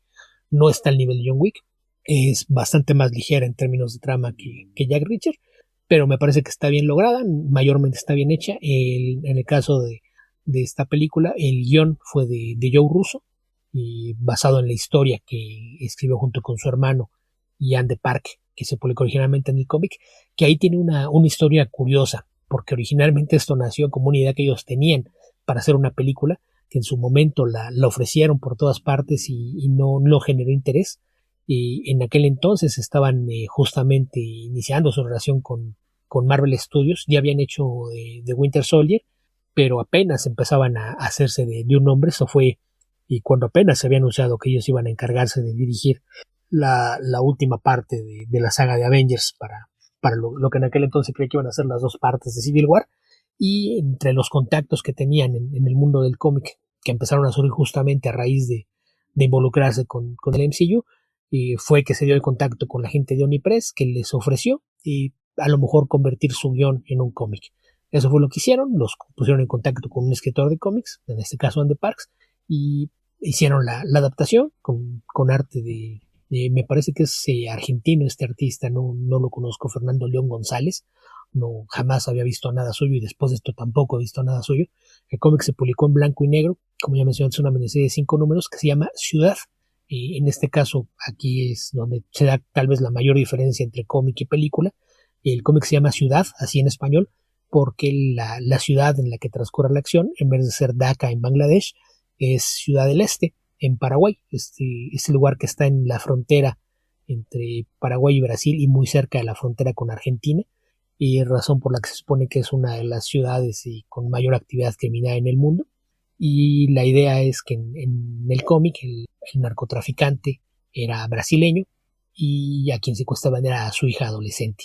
Y entonces yo creo que de ahí vienen los principales cambios. En lugar de ser una hija adolescente, en la película se cambia por un chico, es hombre, y esto me parece que resuelve una de las cosas más problemáticas que tenía la historia original, que es que durante el tiempo que pasan juntos se empieza a generar una tensión sexual, sobre todo porque la chica se siente atraída por el hombre que fue a rescatarla, lo cual se convierte en algo incómodo porque es una chica de preparatoria y pues el tener tensión sexual entre un hombre maduro y una menor de edad es algo que se llama pedofilia, Beto. Sí, pero me refiero a nivel narrativo, creo que es un tema que debieras manejar con pincitas, y en el cómic no se da así. Creo que también no había mucho desarrollo de personajes en el cómic, y más bien lo veo como que terminó por ser un storyboard, sobre todo en cuestión de las secuencias de acción. Hay algunos otros cambios argumentales por ahí con el papel que tienen algunos personajes. Si leyeron el cómic y ven la película, pues probablemente van a identificar en qué momento van a pasar algunas cosas, pero no todo se da igual, entonces sí hay algunas sorpresas y giros argumentales. Como mencioné, el protagonista es Chris Hemsworth, que hace un muy buen trabajo. Yo creo que si alguien se preguntaba qué será de su carrera una vez que decida colgar el martillo, pues yo creo que puede dedicarse a hacer películas de acción sin ningún problema. Y mencioné un parecido con John Wick, y yo creo que aquí es un detalle curioso que vale la pena comentar, porque yo creo que puede ser una tendencia que vamos a ver cada vez más en los próximos años. Otra cosa que tiene en común, además de tener un protagonista que es un hombre capaz de enfrentar ejércitos de forma individual y salir librado, es que el director es alguien que salió justamente de trabajar como doble de acción, era un stuntman, y su relación con los rusos viene de que él fue el coordinador de stunts justamente en las últimas películas de la fase 4. Él es el coordinador de stunts en Civil War y no recuerdo si en Endgame también, pero al menos en Civil War y en Infinity War. Entonces es alguien que inició su carrera del otro lado de la cámara, sin mostrar el rostro, de forma mayormente anónima, y ahora hizo la transición a director, mismo caso que pasó con Chad Stahelski, que era el doble de Keanu Reeves en las películas de Matrix, y de ahí se convirtió a director de cine. En este caso también se trata del debut de Sam Hargrave, que es el director de la película, y me parece que es un trabajo muy competente, sobre todo porque la película depende de las escenas de acción y están todas ellas bastante bien diseñadas, muy bien ejecutadas. El mismo director tiene un papel en la película, aparece como uno de los mercenarios, miembros del equipo de apoyo de Tyler Rake, que es el protagonista interpretado por Kirsten Dunst, y en general la película me parece bastante disfrutable. Si les gustan las películas de acción con muchos balazos y explosiones, es algo que sin duda van a disfrutar y vale mucho la pena. El cómic pues no va más allá de la curiosidad de que existe, porque es difícil conseguirlo. Yo lo leí justamente porque me interesó ver qué hacían en cómic los hermanos Russo, pero la verdad es que no es una lectura que resulte tan recomendable. No es malo, pero sí me parece que es bastante olvidable, y la película, gracias a lo bien ejecutada que está, sobre todo en nivel visual, es bastante más recomendable. Entonces quédense con la película, olvídense del material de origen, que ni siquiera es el material de origen, porque como ya mencioné, esto de todos modos había nacido como un guión de cine, caso similar a lo que pasó con TT Days of Night, aunque en aquel caso el cómic sí es bueno, y pues acá no es así. Así es de que si le pueden echar un vistazo, está en Netflix, en menos en México, imagino que en el resto de América Latina se llama Misión de Rescate. En España ya sabemos que tienden a buscar hacer cosas raras con los títulos, allá se llama Tyler Rake, seguramente porque están buscando colgarse del público justamente de películas como John Wick y Jack Reacher. Ok, creo que la voy a ver. De hecho, tenía ganas de verla, pero todavía no lo hago. Ok, ¿qué más tienes para comentar? Ok, Beto, este es un comentario muy breve porque no quiero seguir así como despotricando contra algo que leí, pero encontré un cómic de Wonder Woman de Jerry Orwell y Walt Simonson con el tintado de P. Craig Russell y dije, wow, ¿cómo no sabía que esto existía? Y había una buena razón. El cómic se publicó originalmente por allá por el año 2003 y es básicamente un arco argumental de relleno entre el fin de la etapa de Phil Jiménez en la serie de Wonder Woman, que yo en su época leí, no recuerdo los números, pero leí algo así como los primeros 10 números de Phil Jiménez en Wonder Woman. Fue el momento en el que decidí empezar a coleccionar la serie. Después hubo una época de mi vida en que me quedé sin dinero y dejé de comprar cómics. Ahí fue que dejé de coleccionar Wonder Woman y todo lo demás. Vino esta miniserie, o sea, este arco argumental, y después empezó la época de Greg Rucka en la serie de Wonder Woman. Es una serie que, por un lado, me generó mucha confusión porque está tratada como...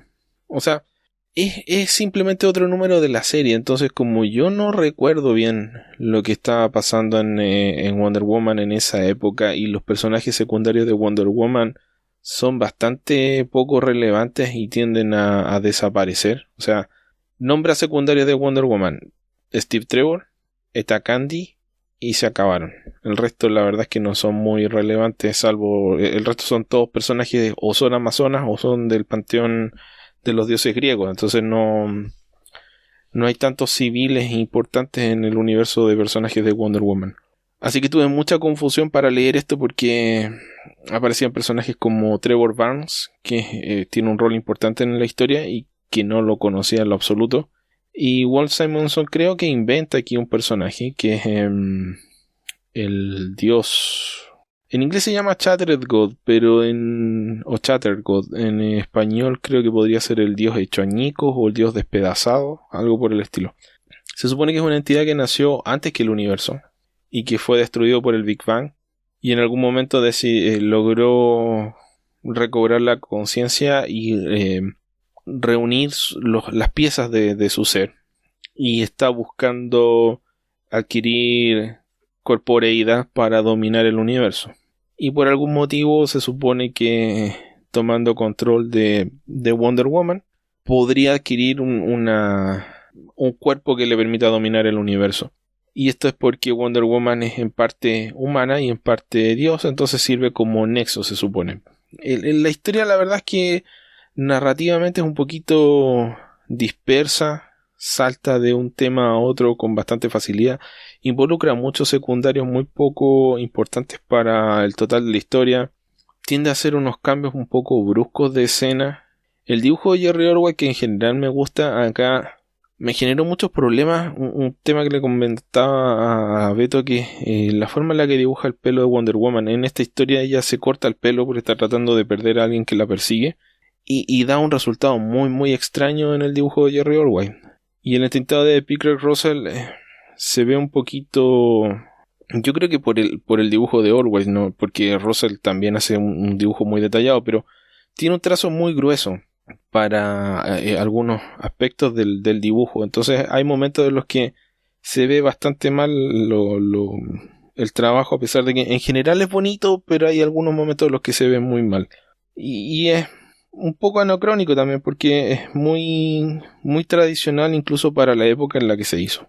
Así que eso no es una recomendación, es más una anécdota, pero tampoco es mala la historia. Y tal vez en este caso creo que podría comparar un poco más a Walt Simonson que a Jerry Orwell. Me da la impresión de que está en el fondo contando una historia que muy bien podría haber calzado en un número cualquiera del Thor de Walt Simonson, pero con Wonder Woman, que en teoría no debieran dar mal. Son personajes que tienen aspectos bastante similares entre sí, que podría calzar, adaptar lo que hacía con Thor para Wonder Woman, pero en la práctica esta es una historia más que a rato se ve bien, pero no se lee tan bien. No sé qué leíste tú por ahí, Beto.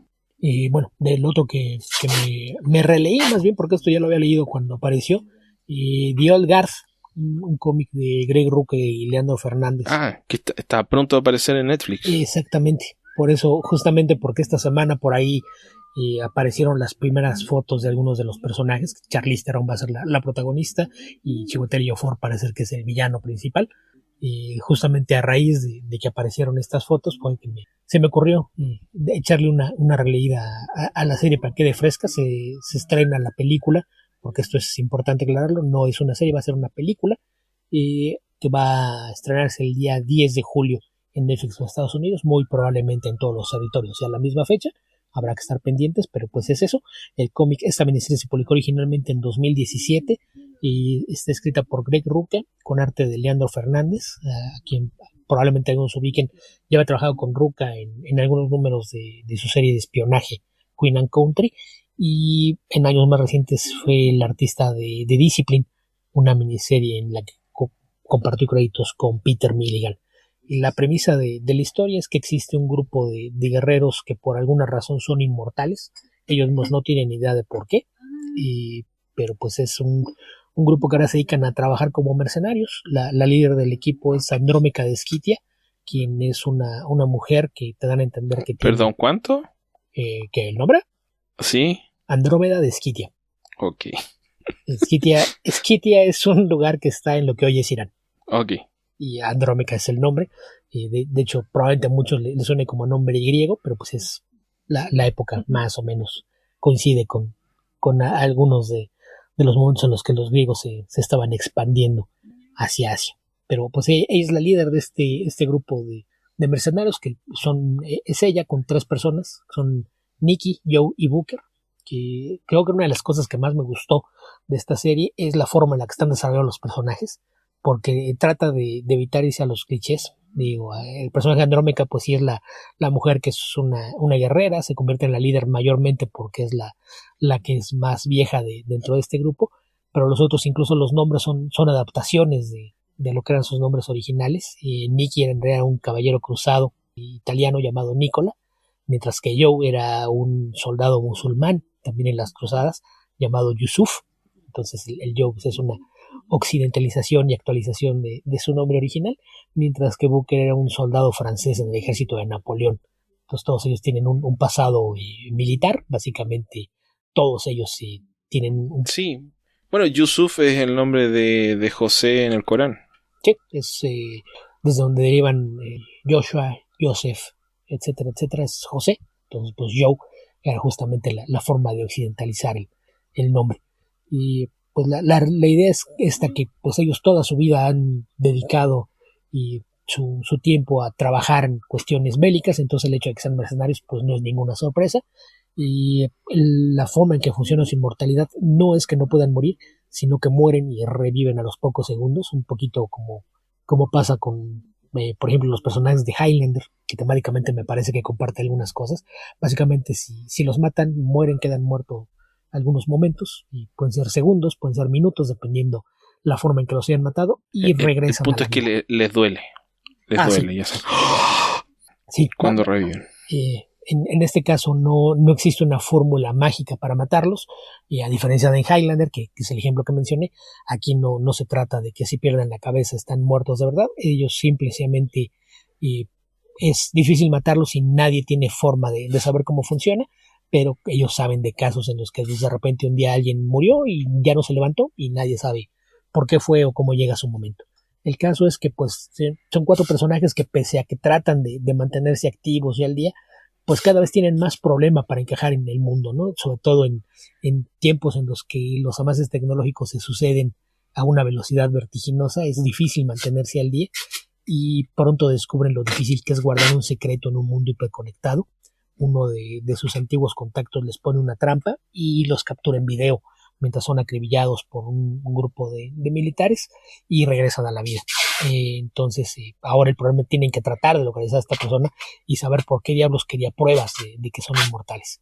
Esa es básicamente la premisa del cómic, ellos tratando de averiguar quién estaba interesado en probar que eran inmortales y qué es lo que pretende hacer con esa información.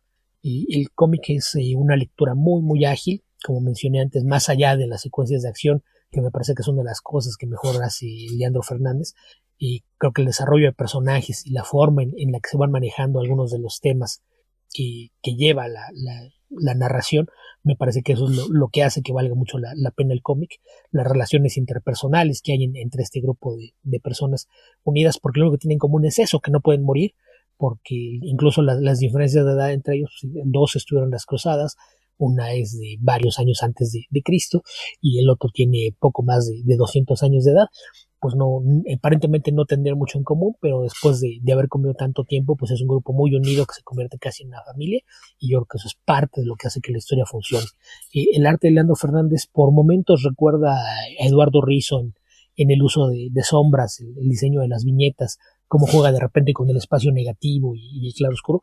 Me parece que no es tan consistente como Rizzo, también es argentino, entonces muy probablemente si hay ahí alguna influencia directa del otro Me parece artista. que fue ayudante de Rizzo. No te lo puedo garantizar, pero estoy casi seguro. No me sorprendería, porque sí ve mucho de su trazo ahí, que sabemos que Rizzo tenía mucha influencia de algunos artistas clásicos como Alex Todd o Mike Mignola, pero sí es muy marcado que es el estilo similar a Rizzo, y me parece que se lee bastante bien el cómic. La verdad es que vale mucho la pena.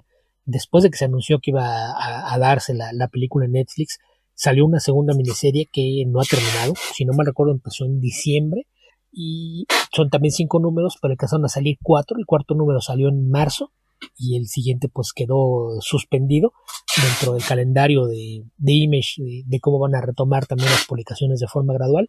Está anunciado para julio el quinto y último número, así es de que va a salir este ejemplar, y también la colección en TP ya con la historia completa, justamente el mismo mes que se estrena la película, que me parece que es una edición comercial bastante acertada, al menos en el caso del TP, que es la historia completa. Tener por ahí el cómic en el momento en el que va a haber más atención sobre el cómic, creo que es una muy buena idea. Más allá de eso, pues no sé qué podríamos esperar de la película, pero creo que una situación que me genera la esperanza de que va a funcionar bastante bien es el hecho de que el guión de la película lo escribe el propio Rucka. Entonces al menos sabemos que a nivel de adaptación va a ser al menos un mejor trabajo lo que fue la olvidable Whiteout. Sí, bueno, esa era, creo que una buena porción de lo bueno de Whiteout, aparte de, o sea, era una buena historia, pero una buena porción era el dibujo. El trabajo esto de la tormenta de nieve era muy muy bonito en blanco y negro, pero en el cine la verdad es que se veía como una tormenta de nieve solamente. Sí, y la historia la verdad es que era buena, pero pues se olvidaron completamente de ella, hicieron cosas distintas y pues terminó siendo una cosa completamente olvidable, más allá de que en su momento pues era de esos casos de que no había muchas películas de cómic y que viniera de un cómic independiente era algo que sorprendía, pero pues la verdad es que mucha gente no la vio y no se perdió de nada. Sí. Ok, Beto, el último comentario a propósito de Jerry Ordway. Apareció un especial hace no mucho tiempo de Namor, de estas especies como secuelas de Marvels. Ajá. Y lo escribe Alan Brennert, que ya hemos comentado algunos cómics de él. A ver, probablemente el más famoso es este de el Elseworld de Batman que dibuja Norm Brayfogle. ¿Cómo se llama este? ¿El Master of the Future? No, el anterior. ¿Cómo se llama? El de la portada está contraluz con la bandera, ¿no? Sí, Holy Terror. ese mismo. Y la verdad es que es un cómic bastante bueno. Ya partamos por ahí para no partir con las quejas. Es un cómic, como saben, Marvels tiene un estilo bastante nostálgico como ejercicio narrativo. Y esto es un poco parecido, pero a la vez cuenta una historia que es relativa al efecto de la guerra en las personas. Y en específico en Namor, que es un personaje que sabemos que tiene su estilo especial de personalidad. Entonces está narrado desde el punto de vista de la novia de Namor en la época de los 40, cuando existían los invasores y el All Winners Squad. No sé si el All Winners Squad existía en los 40 o si fue inventado retroactivamente. Creo que lo inventó Roy Thomas como una forma de hacer una especie de Sociedad de la Justicia de Marvel. Creo que esa fue no estoy seguro, este es un carril grande, pero me parece que fue lo que hizo Roy Thomas en los 70 y que después hizo propiamente en DC con el All Star Squadron, cuando ella pudo utilizar directamente a la Sociedad de la Justicia, que son los cómics que él leía de niño. Es un cómic muy muy bonito. Es uno de los cómics más bonitos que he visto de Jerry Ordway. Está muy muy bien dibujado, pero con un estilo muy clásico. Hay un par de viñetas que tienen así tal vez un poquito de... son un poquito tiesas o en una perspectiva un poquito rara, pero para hacer un cómic, digamos un especial más, tiene un trabajo muy muy bueno de Ordway, que creo que aquí que trata un poco de suavizar sus líneas, de darle más expresión a los personajes y consigue un trabajo, yo diría que muy atractivo, porque muchas veces estos dibujantes viejos se ven o que hacen un trabajo poco detallado o que se han quedado atrás con un estilo muy muy antiguo. Como acá el objetivo de la historia es contar una historia en los 40, posterior a la guerra, pero ambientada en esa década, este estilo bien clásico de Jerry Ordway funciona muy bien. Él es un dibujante consistente, que en general le salen bien casi todas las cosas, y tal vez lo único en lo que falla acá, o no es que falle, tal vez sea su intención, es que las escenas de acción se ven muy, muy convencionales, muy poco atractivas. O sea, no recurre al efecto moderno de hacer harto pin-up y splash pages. Hace un trabajo un poco más convencional, no utiliza, eso sí, las viñetas de los 40, pero no hace algo que parezca fuera de época. No hace algo tan espectacular. Aún así conseguimos algunas escenas bien importantes, como la llegada del All Winners Squad a la pelea central de la historia. Y la historia es simplemente esta mujer que ha sido la novia de Namor durante la época de la guerra. También ha tenido un rol como policía y como reportera, y que está tratando ella de conseguir cierta normalidad después del fin de la guerra. O sea, todos sus hermanos fueron a la guerra y todos ellos volvieron con algún grado de secuela. Un hermano perdió la pierna, otro hermano se ve muy bien, muy compuesto, y hay un tercer hermano que tiene claramente signos de estrés postraumático. Algo que en la época de los 40 no se conocía muy bien qué era ni cómo tratarlo. De hecho, en una época se llamó shell shock, no estrés postraumático como se llama actualmente. De ahí viene la canción esta de...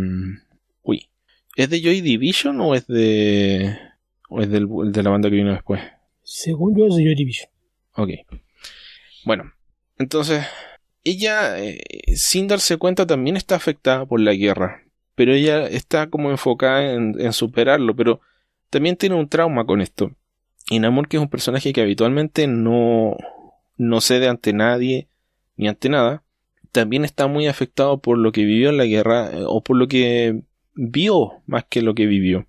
Tiene cierta deferencia hacia ella, se controla, se calma cuando está con ella, pero a la vez es Namor. Entonces, cuando en esta cita que tienen y van a visitar un lugar que es una feria, una especie de parque de diversiones, descubre un atacante, un ladrón, que termina siendo un nazi, y esto revive todas sus traumas respecto de los horrores nazis durante la guerra, y se desquita con este personaje, y todo este parque de diversiones es víctima de este actuar bastante descuidado de Namor.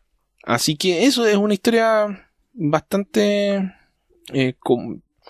a ver, no sé si decir común, pero convencional, tal vez es un poco clásica, pero está bien contada, sobre todo desde la perspectiva de una mujer que no tenían, como sabemos, los roles más relevantes en esa época en términos de ficción, pero que sin sacarla de lo que era el rol de la mujer en esa época, que igual tenemos que recordar que en los 40, sobre todo en Estados Unidos, el tema de la guerra sacó a la mujer del rol de ser la persona que se quedaba en la casa, en la familia, porque tuvo que ir a la fábrica. Entonces, ahí hay una mezcla del concepto clásico de cómo debe ser la familia con el nuevo rol de la mujer en la sociedad. Entonces, este es uno de los personajes que encarnan ese cambio, y está conflicto ahí entre su amor por Namor, la forma en la que él la trata, de sus aspiraciones y también de sus frustraciones. Así que es un cómic bueno, interesante y muy muy bonito. Uno de los trabajos más bonitos que he visto de Jerry Ordway de mucho tiempo. Y a Jerry Ordway lamentablemente es un dibujante que no le cae mucho trabajo en la actualidad. No, es alguien que sí trabaja ya de forma muy esporádica. Habría que ver si es por decisión suya o simplemente que las editoriales no están interesadas, que también sabemos que es un caso bastante común, que algunos artistas veteranos ya no los ven como atractivos y dejan de llamarlos. Sí, yo diría que es lo último, porque generalmente cuando lo llaman es porque tiene algún proyecto asociado a algún cómic nostálgico viejo en el que él trabajó, o está asociado a los 40. Porque como tiene este estilo clásico que ya mencioné, y además tiene este pasado como dibujante del All Star Squadron, por ejemplo, cuando se busca hacer este tipo de proyectos, sea DC, Marvel o la editorial que sea, lo terminan llamando a él porque saben que puede entregar el tipo de trabajo que les interesa ver en este tipo de historia. Que en este caso, nada más para vender, habría que recordar que estos Marvel's Spotlight, el proyecto está siendo curado por Kurt Busiek, que está haciendo las veces de editor, y él es el que está seleccionando los equipos creativos.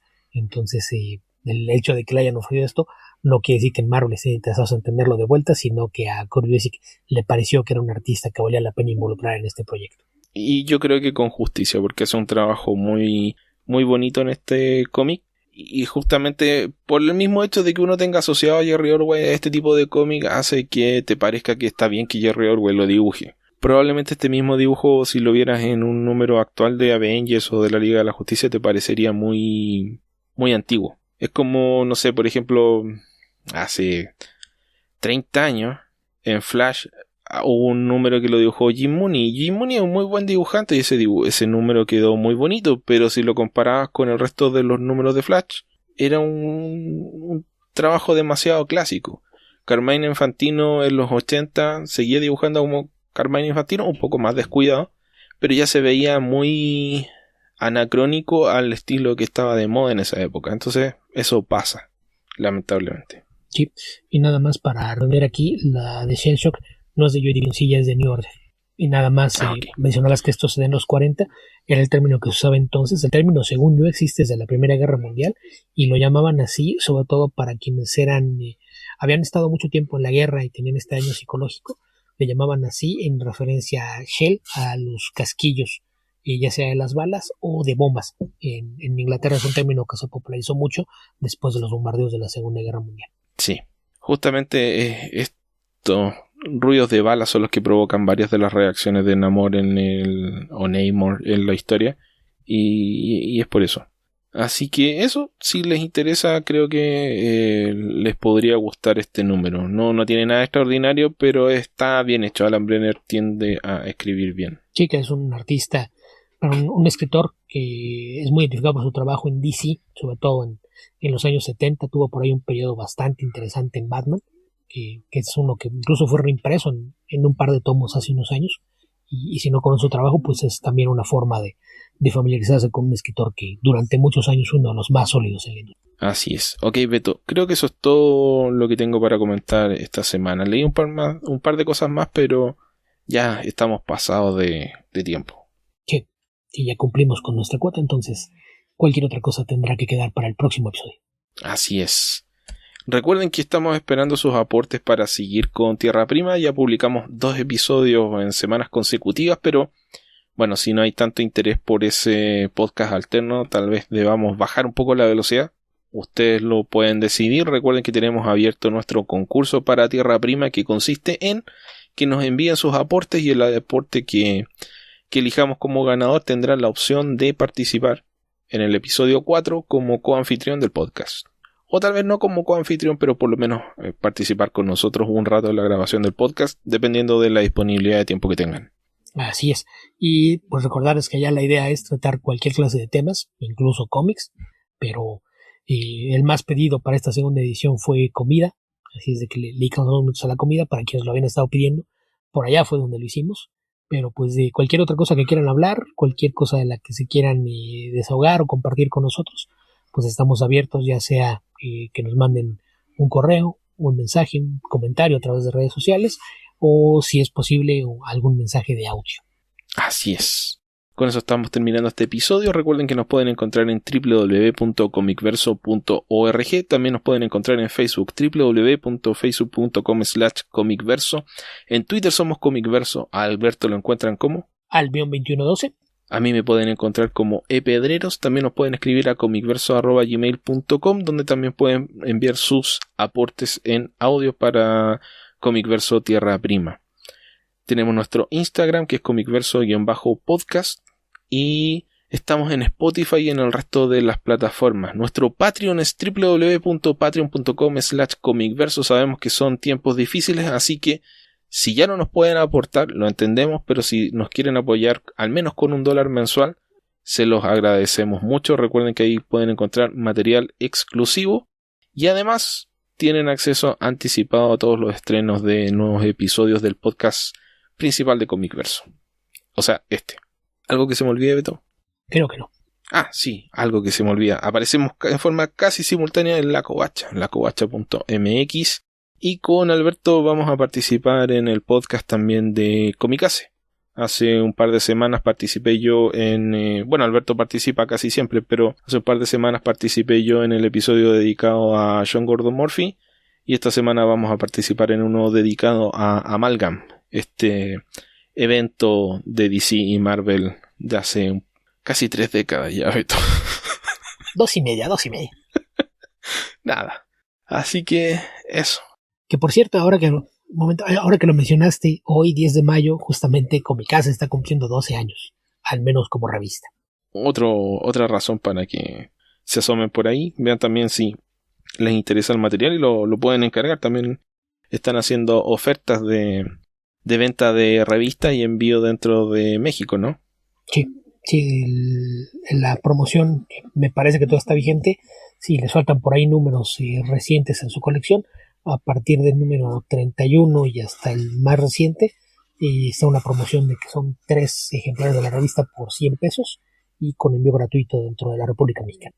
Así que ahí tienen, si quieren acceder a más material relacionado con cómics. Si no les basta el que ya están consumiendo, ahí tienen más que pueden consumir.